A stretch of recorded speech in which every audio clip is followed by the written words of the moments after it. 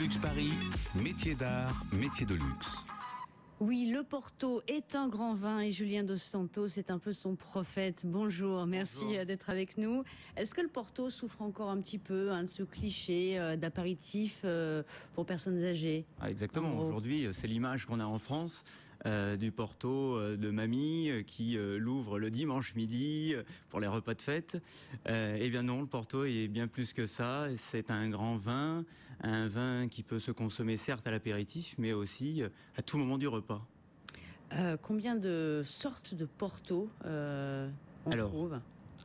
Donc, il y a plusieurs variétés de Porto. On a 4 grands styles de Porto, les rosés, les blancs, et à l'intérieur des rouges, les tawny et les rubis. Dans la boutique, on a plus de 400 références de Porto et de vins du Douro. Cette boutique, c'est Portologia, c'est 42 rue Chapon, c'est dans le 3e à Paris. Racontez-nous juste un peu la naissance de cette maison du Porto dans la capitale. La maison existe depuis 16 ans à Porto. Elle a été fondée par un Français, Jean-Philippe Duard, donc en l'an 2000. 15 ans après, il a voulu passer la main et j'ai racheté donc cette maison à Porto avec cette volonté donc d'aller à la conquête des grandes capitales. Et c'est pour cela que quelques mois après, nous ouvrons en décembre 2015 Portologia Paris. L'objectif de la maison, donc nous sommes cave à vin, nous sommes maison du Porto, nous faisons des dégustations commentées de 3, 6, 8 verres pour vraiment présenter l'ensemble des différents styles de Porto, bar à vin et finalement épicerie fine puisque tous les produits que nous présentons à la dégustation peuvent être emmenés chez soi.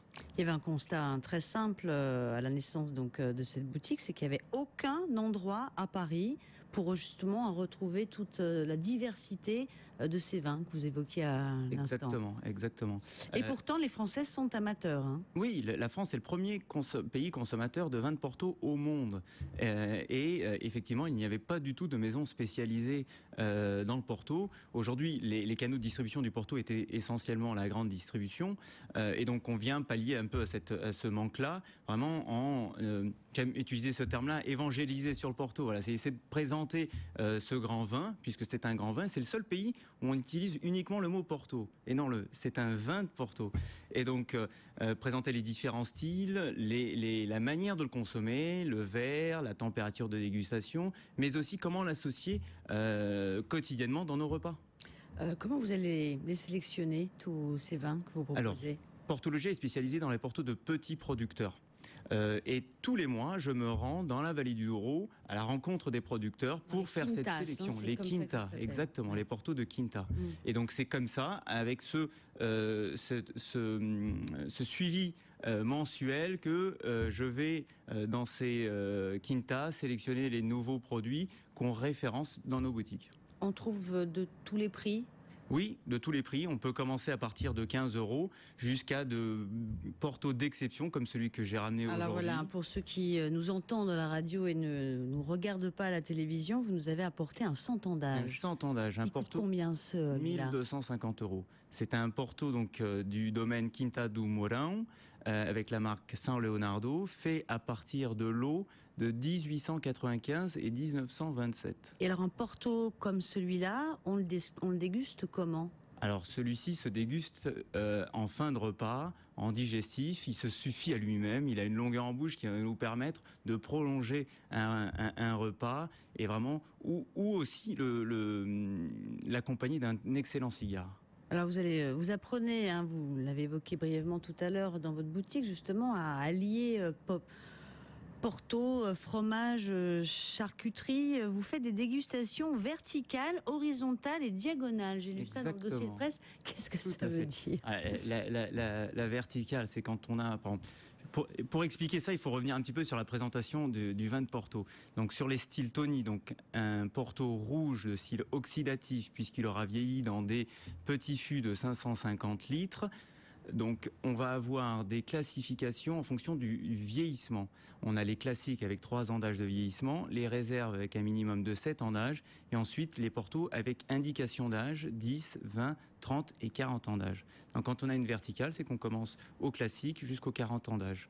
Une horizontale, on va aller d'un même producteur sur le même produit, et une diagonale, c'est qu'on va passer par exemple sur les rubis, d'un Porto rosé, d'un Porto rubis classique, d'un Porto rubis réserve et ensuite Lead Bottle Vintage et Vintage. Alors, en tout cas, donc une offre pédagogique qui est adaptée aussi bien aux néophytes qu'aux grands connaisseurs. On peut donc déguster autre chose que du Porto. Vous avez aussi toute une offre de charcuterie, de fromage, de petites pâtisseries. Vous nous en avez aussi apporté, les fameux pastéis de nata.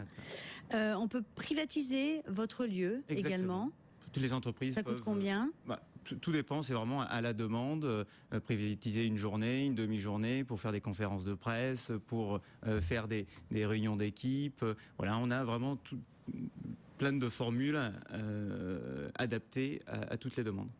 Vous voulez donc évangéliser, vous le disiez à l'instant, le consommateur et notamment donc le français, un grand amateur de Porto. Vous voulez aller évangéliser d'autres capitales européennes ? Bien évidemment, où ça ? Londres et Bruxelles sont nos sur la carte étapes, exactement. On y travaille activement. Vous lancez une levée de fonds également ou Non, pas pour le moment. Ouais.